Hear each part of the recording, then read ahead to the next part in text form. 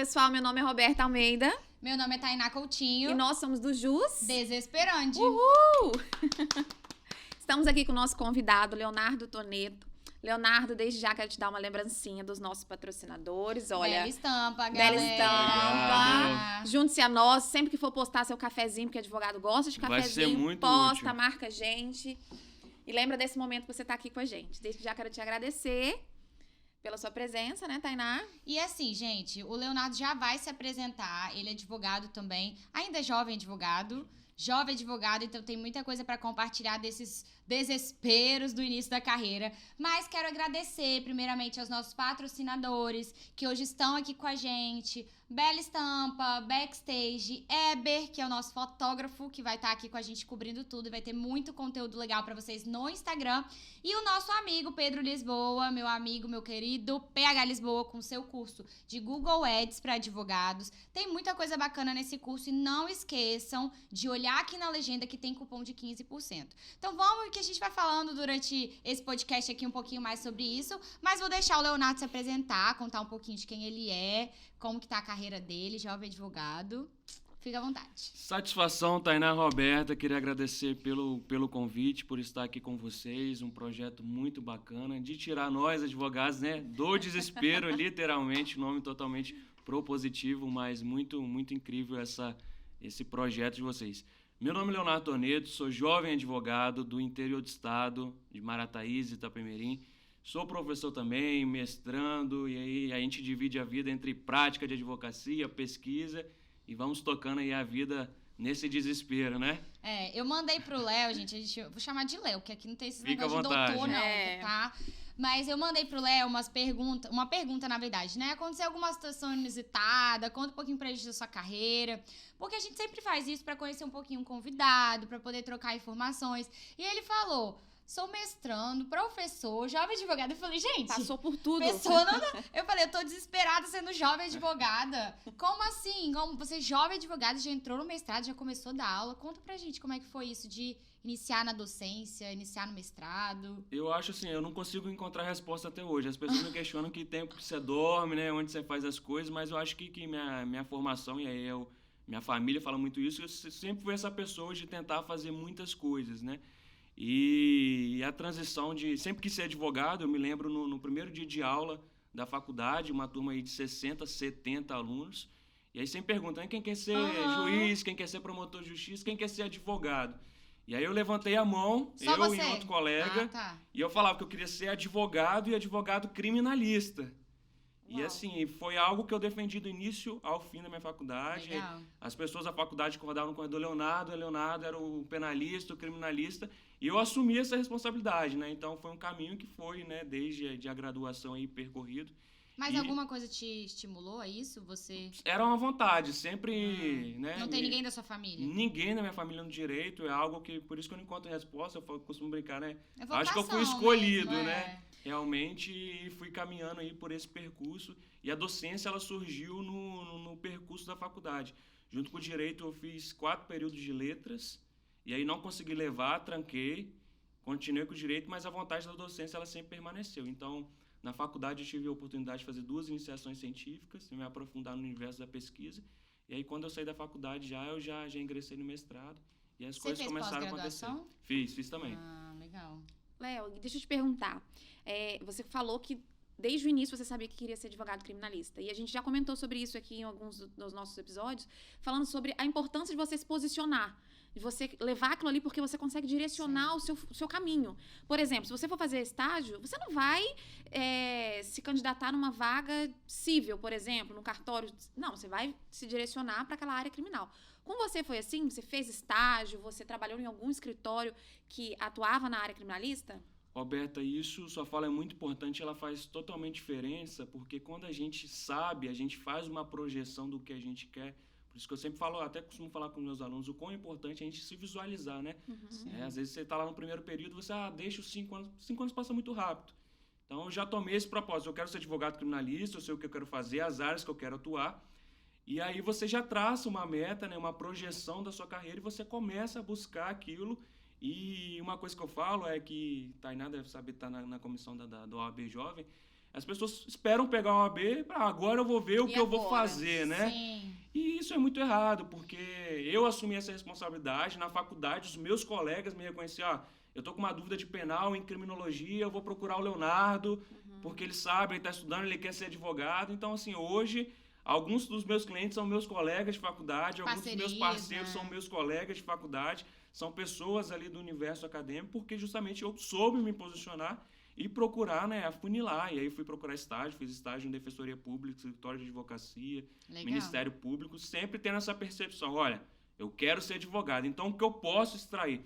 Às vezes você não vai conseguir de imediato no escritório, né, porque a gente sabe a concorrência, tá, mas me surgiu uma oportunidade no Tribunal de Justiça, ok, mas eu vou fazer esse estágio buscando o que eu posso extrair para minha prática advocatícia futura. O legal disso tudo, de você se projetar, imaginar o que você quer ser e buscar um estágio na área, é de justamente você conhecer. Porque assim, com você, provavelmente vocação, uma coisa assim que você sempre quis, mas com outras pessoas, às vezes, a pessoa entra na faculdade e fala, eu quero ser advogado criminalista. Mas aí vai fazer um estágio, vai ter contato com o criminal e vê que não é aquilo que realmente quer. Então, o estágio, o contato realmente é importante pra isso, né? Pra você conhecer, ver assim, não me identifiquei muito. Eu queria isso, mas não me identifiquei. Porque isso aconteceu comigo. Nessa pergunta aí de, quem quer ser o quê? Eu fui lá, linda e bela, juíza, quero ser juíza. Fui estagiar no gabinete e, assim, falei, não me vejo fazendo isso aqui o resto da minha vida. Então, assim, o estágio é bom pra isso, né? O que você acha, assim, desse estágio na Defensoria Pública? Porque eu fiz estágio na Defensoria Pública. E eu super recomendo. Quando me perguntam, assim, qual o melhor estágio? Eu falo, escritório ou Defensoria Pública, mas para estágio eu preferia Defensoria Pública. Porque tem uma demanda muito alta. Então, você consegue... Você gostou? Como é que foi? Você fez na área criminal? Defensoria Pública, assim, não tirando o papel que a faculdade tem, né? Até porque eu sou professor e eu não posso, né, me comprometer nesse sentido, mas eu costumo falar que a Defensoria Pública foi minha segunda faculdade. Se não um aprendizado, assim, prático, que a gente não tem, obviamente, na graduação, foi na Defensoria Pública. Eu trabalhei no núcleo de Marataízes, que era um núcleo único, então lá a gente pegava... De tudo, né? Costumo falar, o assistido chegava lá, o que é que vocês atuam? Nosso problema, seu problema é a nossa área aqui, então era divórcio, era família, alimentos, todos os problemas. E eu costumo falar que, muito embora eu tinha essa pretensão de atuação, acho que é importante a gente saber um pouco, né, das áreas para dialogar, seja lá no escritório, no interior tem muito disso. No escritório, por exemplo, a gente atua no full service aí, que a gente acaba, né, tem outros advogados que a gente faz uma rotação ali de clientes, mas que a gente precisa saber, né, um pouco de tudo para dialogar, para conversar, para entender aquele cliente. E hoje, nos problemas que nos são tomados e que vem a nossa situação, muitos são problemas interdisciplinares, né? É um problema de família, e decorre de uma situação tributária, que decorre de uma situação previdenciária, e aí, não, eu vou pegar o família e não vou pegar o previdenciário, né? Então, o cliente, ele quer que você resolva o problema. Ou que você encaminhe ele na resolução daquele problema. O cliente tem um problema. Ele não sabe se é tributário, se é criminal, ele tem um problema. Ele quer que você resolva. E às vezes foi o que ele falou. É um tributário que tem um criminal, que tem um previdenciário, e aí você já resolve o problema da mãe dele, que vem junto. Então, você ter parcerias também é extremamente importante, né? Eu já peguei um inventário uma vez, fui atender um cliente de inventário, que era um inventário que tinha uma questão ambiental nas terras que foram deixadas pelo Decujus, tinha um problema ambiental. Tinha uma questão tributária, que tributos não foram recolhidos no tempo devido e que tinha uma ação tramitando na Justiça Federal. E assim, é um problema de família que você marca para dentro e fala, mas tem uma situação tributária e ambiental. Então, se você não consegue tensionar aí ou ter uma experiência prática para pelo menos fazer um direcionamento, você acaba perdendo esse cliente. Vê um fio de cabelo quando olha de uma peruca ali por baixo, escondida, né? Na maioria das vezes é o puro desespero, né? Sempre é desesperante mesmo e aí você precisa da prática para conseguir. Justamente por isso que a prática ela faz Você começou a dar aula com diferença. quantos anos, assim? Tainá, aí você vai entrar com uma pergunta que todos os meus alunos fazem. Quantos anos você tem, né? Eu falo assim, você não... Eu tava doida pra perguntar. Não sabem. Aí então, ó, assistam. Aí eles entram assim, perguntam quantos anos você tem, Léo? Me chamam de Léo, que eu não ligo não. Aí, Léo. Eu falo, olha, eu tenho de 25 a 30. Até o final do período vocês podem descobrir. Eu vou colocar como questão de prova. Mas conta, pô. Agora a gente vai abrir a chamada pra você contar a idade. 26 anos. Se eu falar a minha idade, é a credibilidade... Para de mentira, 26? 26. Eu sou mais velha que ele, eu não Mas assim, você começou a dar aula bem novo, então. Bem cedo. Assim, eu comecei a estudar muito cedo, né? Entrei na faculdade aos 17. E aí já comecei a fazer 2 faculdades. Minha mãe é professora, então comecei Direito, Letras, né? justamente por querer lecionar. E aí já terminei a faculdade. Antes de terminar da minha colação, já tinha feito o próprio mestrado. E aí, assim, já colei grau e já ingressei no mestrado automaticamente. E aí, com um ano de mestrado, eu fiz 2 processos seletivos em universidades diferentes, aí ingressei. E eu comecei a dar aula, engraçado, para um curso de contabilidade e administração, não foi nem para direito. De direito de trabalho, né? Olha a doideira, aí você tá novo ainda, no início da sua carreira, você vai dar aula para um curso de contabilidade e administração. Mas assim, dizem que é melhor, né? Porque aí eles não entendem tanto do direito, aí se você der uma rateada ali, você tem como... É um negócio mais superficial, né? Agora, Léo, me conta uma coisa. A gente tava falando aqui sobre... Todo mundo quer ser criminalista no início, né? Ou criminalista, quando é advogado, ou cargo público. No meu caso, eu também queria ser criminalista. Saí da faculdade, peguei a ordem, falei, agora eu vou advogar na área criminal. Sério, amiga? Isso eu não sabia, tá? Já falei aqui. Não, mulher, você falou de família. Não, quando eu saí, logo que eu saí da faculdade, eu Sabia quis... não, tá vendo? Queria fazer um Revelações. júri, né? Eu achava, Nossa, nossa, doida pra fazer júri. eu era apaixonada com júri. No dia que eu saí do meu júri, eu falei, eu quero ser promotora de justiça. Pela ordem, excelência. Eu achava aquilo o máximo. Até me deparar de fato com a realidade. Eu lembro que eu desisti de atuar na área criminal por conta de uma situação que eu passei no presídio. Eu falei com um amigo meu criminalista, falei, Wando, eu quero entrar nessa área. Deixa eu te acompanhar, eu quero ir pegar as malícias, né? Tudo que essa área precisa ter. E bora, ele falou, bora, vamos lá. E eu fui. Aí ele pediu para que, enquanto ele conversava com um cliente, eu ia conversar com outro cliente dele. E aí conversei, no final ele olhou assim pra mim, e a gente tava no parlatório, né? Eu era um senhor negro e bem velhinho. E aquilo me remeteu ao meu pai. Quando ele olhou no meu olho, eu falei tudo, né? Tava ali, toda empolgada, tava ali, né, tal. E na hora que eu falei, ele falou assim, o senhor tem alguma coisa pra eu passar pro doutor? Eu falo, converso com ele e tal. Ele falou assim, minha filha, eu só falo o seguinte pra ele, que eu não vou aguentar aqui dentro, eu vou morrer. E aquilo me impactou de uma forma, porque era como se eu estivesse vendo meu pai, ele era muito idoso. E parecido com seu pai também. E aí eu voltei e falei com ele, olha, ele pediu pra te falar isso e tal, te dar esse recado, e me chamou muita atenção, porque o que aconteceu? Eu fiquei assim, vontade de colocar ele no pote e levar pra casa. E aí ele falou bem assim, olha, ele engravidou a neta dele. Eu falei, caramba, aquilo mexeu comigo de uma forma. Eu cheguei em casa e falei, não quero ser criminalista mais. E eu nunca mais, hoje em dia, eu não pego, de verdade, eu não pego. Eu faço parceria justamente nessa área de criminal, e tem um certo... E foi muito impactante a ponto de eu desistir. Falei, não é pra mim. Já passou alguma situação, assim, de falar, caramba, de bater ali com você e falar assim, será que é isso mesmo? Já teve alguma situação muito impactante? Como eu falei, né, tem essa questão da vocação, que você acaba se sentindo vocacionado, né, e eu sempre me senti dessa forma, tentei... E é uma área, sem dúvida, desafiadora. E eu sempre, assim, por pesquisar, por querer estar na área, eu sempre soube dos desafios. Obviamente que a gente vai se inteirar dos desafios na prática, e sofrer as mazelas quando a gente está ali, efetivamente, no campo prático, lidando com família, lidando com as situações, ficando na delegacia de madrugada, enfim, diversas situações, né?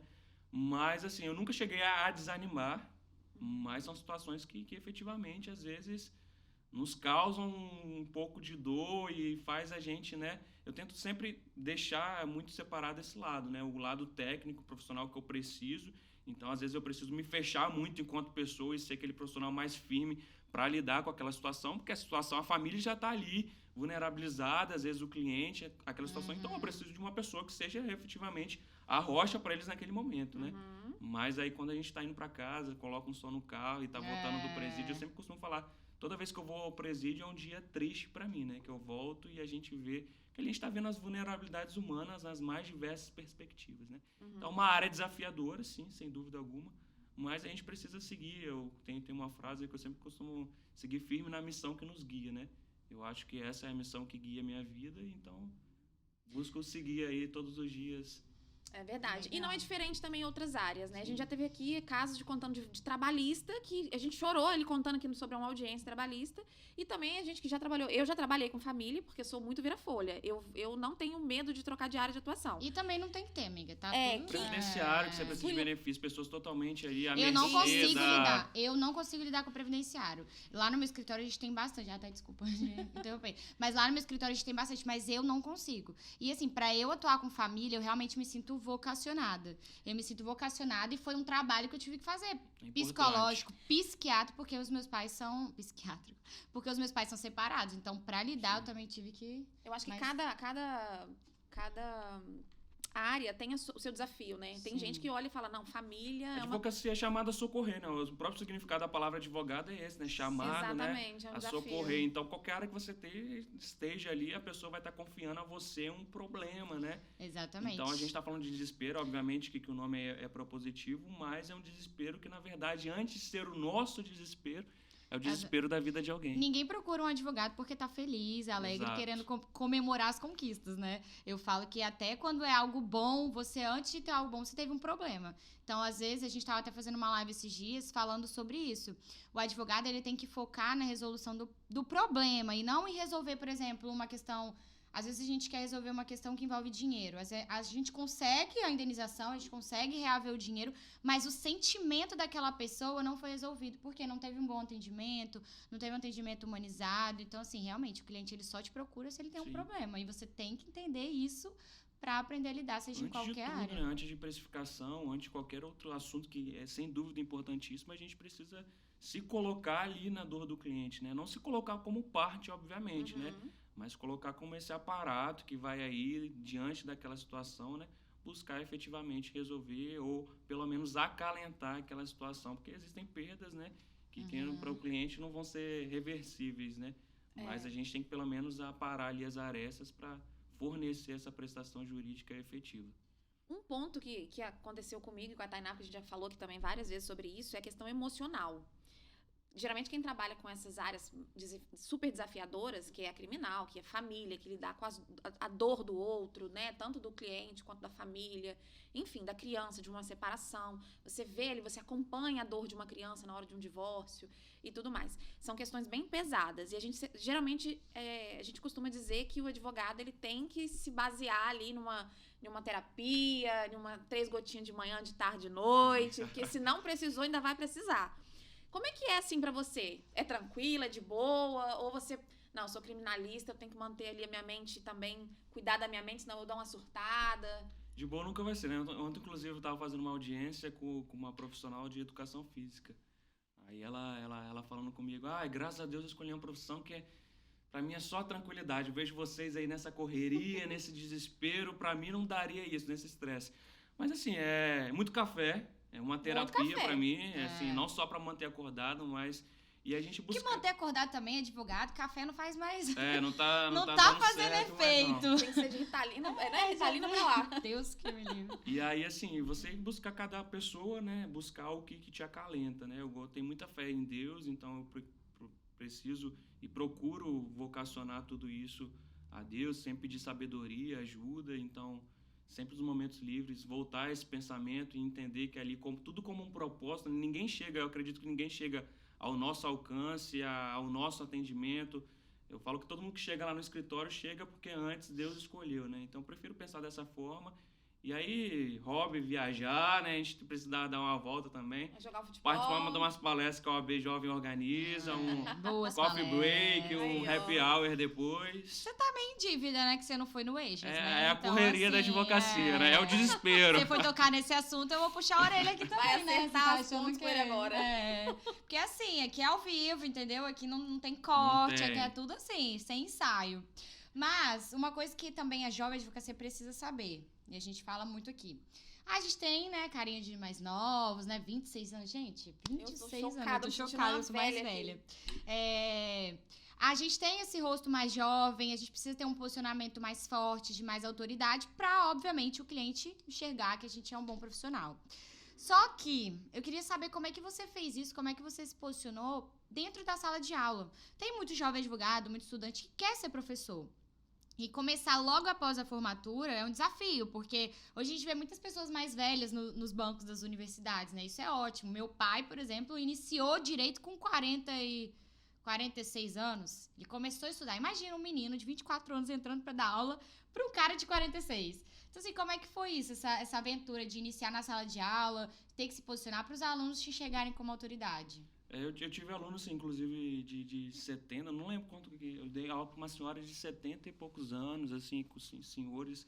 E, assim, é um desafio. Inclusive, eu cheguei uma vez, logo no início, cheguei na faculdade anterior, cheguei para dar aula, estava na sala dos professores, tomando um cafezinho antes da aula, e chegou outro professor de outro curso. Aí ele olhou pra mim, né? Eu era recém-chegado, não tinha nem crachá ainda da universidade, tava sem crachá. Ele, meu amigo, tá, boa noite, aqui é espaço para professor. Eu falei, não, sou professor. Ele, me desculpa, porque eu tô sem graça. Mas porque eu não levo na maldade e acabo não tomando parte, né? Não, porque às vezes foi mesmo... É o que não se espera, né? Mas, assim, é sempre um desafio você chegar na sala de aula e ver aquela multiplicidade, né, de pessoas, vindo de todos os cantos, de várias formações. Já tive aluno que era dentista, que estava lá fazendo direito, e dando aula para aluno de contabilidade, de administração. E eu acho que é a forma que você se porta em relação à situação, sempre de forma muito respeitosa. Eu sempre respeito muito a trajetória das pessoas que estão lá, o tempo delas que estão sendo despendidos ali, o valor que é pago, e tentar fornecer ali o máximo de aparato, de conteúdo e de diversas formas, né? Ali se tornar efetivamente, se mostrar disponível a eles como esse mecanismo, né? Na construção do conhecimento. Eu acho que o conhecimento, ele não eu falo sempre com eles que, primeiro dia de aula, a gente sempre... plano de ensino, né? E eu sempre deixo algo muito em branco. E aí eu explico, olha, o meu plano de ensino, ele precisa ser construído com vocês. Eu preciso entender o que vocês estão pretendendo, preciso conhecer de vocês, de onde vocês vêm, o que vocês querem, para que a gente construa esse conhecimento juntos. Aqui não sou eu que vou estar só dando aula ou abrindo a cabeça de vocês para tentar empregar algum conhecimento. Não, a gente vai estar aqui construindo conhecimento juntos. Eu vou estar mostrando para vocês alguns caminhos para vocês percorrerem aí. Obviamente que a construção de autoridade, ela vem com conhecimento, Sim. né? A gente estava até falando disso também em outros episódios, que as pessoas estão querendo tudo muito fácil hoje, elas não querem se aprofundar no conhecimento. Muito fácil e muito rápido, né? Isso. Então, às vezes, assim, o jovem advogado formou, acho que aquele conteúdo ali da faculdade é de boa, pega a carteira da OAB, vai advogar, quer ser autoridade, mas não busca o conhecimento técnico para isso, né? Eu acho que é uma construção, você ter o conhecimento técnico e você saber se portar, se mostrar, vender o seu conhecimento. E a gente estava falando disso até antes de começar, né? Que para ser advogado a gente tem que lidar com 1 milhão de coisas, não só o conhecimento técnico. Tem que saber de gestão, tem que saber de marketing, de oratória, de atendimento ao cliente. E você aprendeu tudo isso na prática? Você saiu da faculdade, já foi abrindo seu escritório? Ou você advogou com alguém, pegou isso, né? Pegou isso de algum outro escritório? É interessante, Tainá, que as pessoas, hoje em dia, elas vivem muito no modo de comparação, né? Como se os caminhos eles fossem iguais para todo mundo, né? E às vezes quando entra um professor, até próprios dos alunos, é natural, né? Entra um professor novo na sala de aula, sem terno, que eu não gosto, eu não vou pra sala de aula de terno. E aqui você veio, né, de terno. Aqui a gente tá trabalhando, daqui a pouco tem que ir ao tribunal, tem que pelo menos... Mas faculdade, assim, Depois eu quero fazer uma pergunta, uma curiosidade, mas pode concluir. E aí as pessoas acham que é tudo muito fácil, né? Até formou e deu sorte e tá aqui. Mas foi uma construção muito efetiva. E isso começou muito antes daquele primeiro dia de aula que eu levantei a mão e falei que eu queria ser advogado, criminalista e professor. E gente, com quantos anos isso? 7? 7 anos aí. E a partir daí é uma construção de conhecimento diário, né? E a OAB, ela tem um papel muito fundamental. Eu costumo falar que eu me via como advogado, e eu não falo isso como forma de vaidade, de ego, antes de ser advogado. Eu me sentia efetivamente. Quando eu sentava na sala de aula e estava ali prestando atenção depois de um dia cansativo na disciplina, eu me sentia advogado. Eu falava, sou advogado, então eu preciso estar aqui com a cabeça aberta para entender, para aprender isso. E eu era rato de OAB. Na época da graduação. Rato de OAB. Tinha um evento em Cachoeiro de Itapemirim. Eu ia.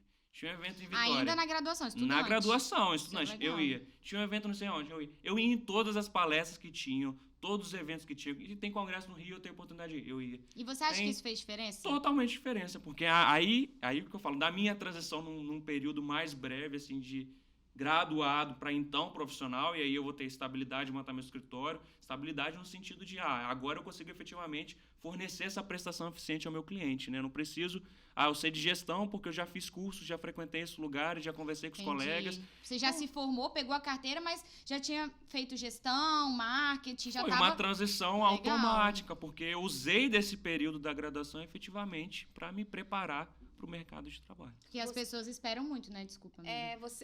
Você fez o que a maioria das pessoas fazem totalmente ao contrário. Espera pegar a carteira para começar a se posicionar, para começar a pensar em alguma coisa, né? Que área que eu vou seguir? Não, e essa preocupação e esse posicionamento você teve enquanto estudante.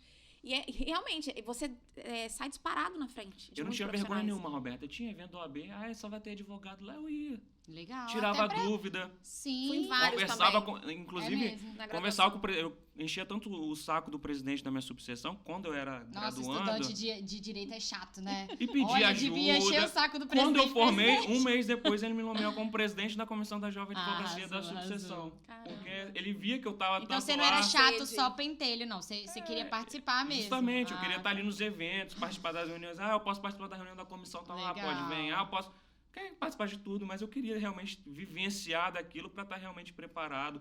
Era sempre essa muita a força de exercer, né? Era doido de pegar a carteira e fazer a primeira audiência, mas para fazer aquela primeira audiência, eu preciso estar preparado. Então, se eu não me preparar agora, o tempo para mim vai ser maior. Você vai ter que Era se esse meu formar, raciocínio. pegar a carteira e aí então se preparar. Por que não se preparar durante a graduação, né? Vamos usar desse tempo, né? Para peticionar, para ver. E fazer curso de peticionamento, oratória, curso Olha de que júri. legal, gente. Já fiz. Bacana. Então, assim, eu acho que a virada de chave é essa. É você saber onde você quer chegar e a partir do momento que você sabe onde que você quer chegar, você instrumentalizar esse caminho até efetivamente você alcançar o objetivo. Uau. É sobre Fala isso. aqui, fala a sua dúvida. Fiquei curiosa. A minha dúvida é o seguinte, é uma curiosidade. Eu fiquei com isso na cabeça. Porque você é jovem, né? Super novo. E tenho certeza que alguns alunos se identificam com você, não só como professor, né? Fora da faculdade também.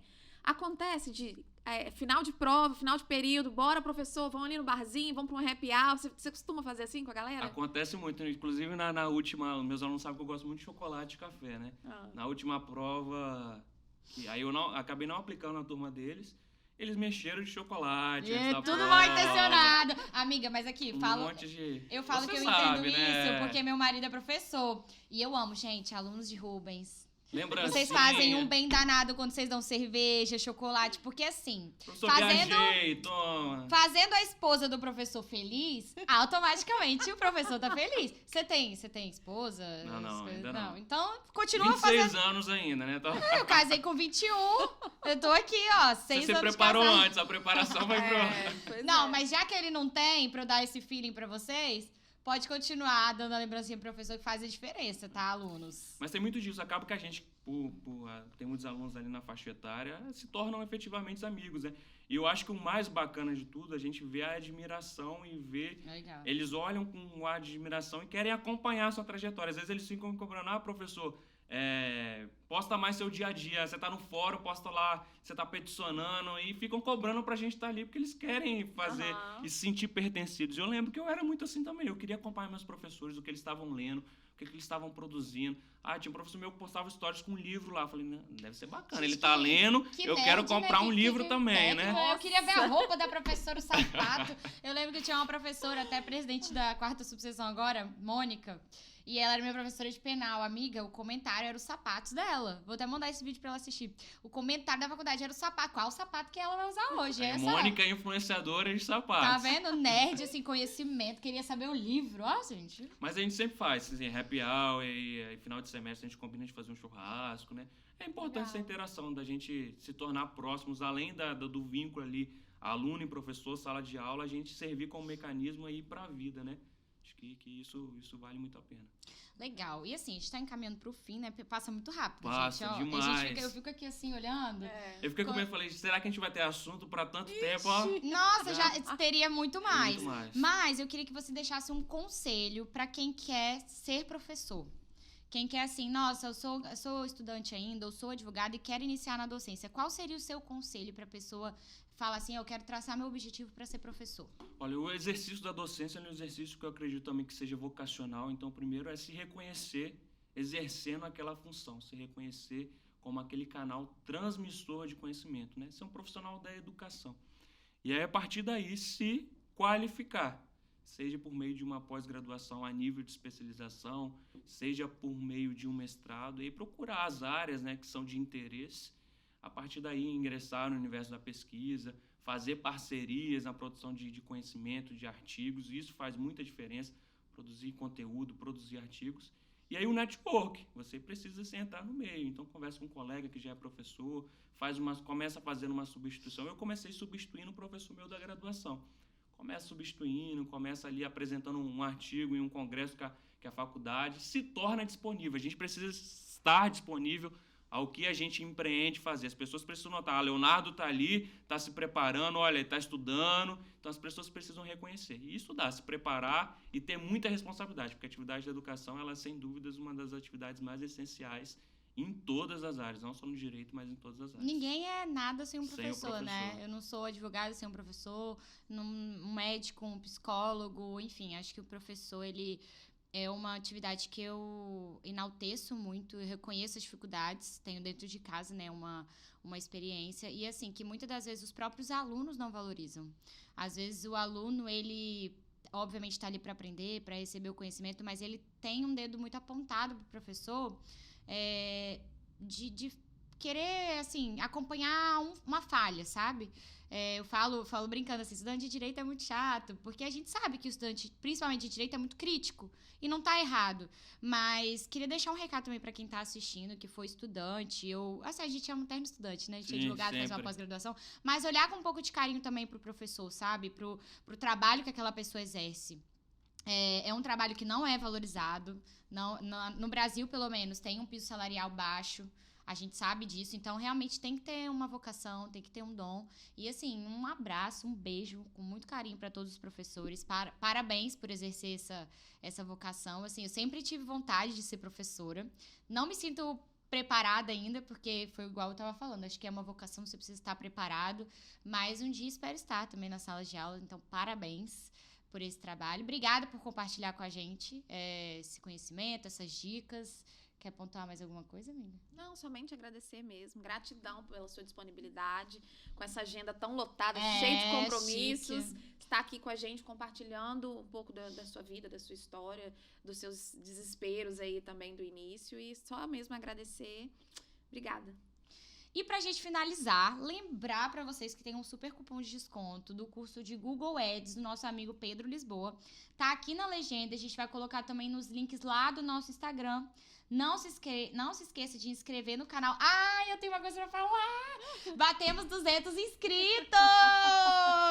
Bota a música, DJ. Gente, 200 inscritos, amiga, muito rápido. Pois é. Fala sério. Acho Tá que bombando. Tá 4 bombando. meses, 3 meses de pod? Acho que Quase é isso. 4. Quase 4 meses, gente. Bebê ainda. Vocês não têm noção do quanto é um projeto, assim... Sua mãe comentou, você viu no último... A minha mãe, ela comenta Ai, eu todos amo. os episódios. Eu falei assim que era um projeto embrionário, tava começando e tudo mais, mas a gente já começou grande, top. Aí a mãe dela, não é mais um projeto embrionário. Tia, um beijo pra você, que ela assiste. A gente nunca mandou beijo pra Fã ela. número É um. verdade, Eita, verdade. Que humilhação. Mãe, Vai, amiga. beijo. Então, assim, é um projeto novo, mas que tá dando super certo e graças a vocês. Então, envie esse conteúdo para algum colega, se inscreva no canal, curta o vídeo. E aqui, pessoal, alunos do Leonardo, Vamos compartilha seguir. com a faculdade toda, que ele só tem 26 anos, tá? Contamos um segredo aqui. Já não vai ser mais avaliativo essa questão. Um beijo, gente. Obrigada.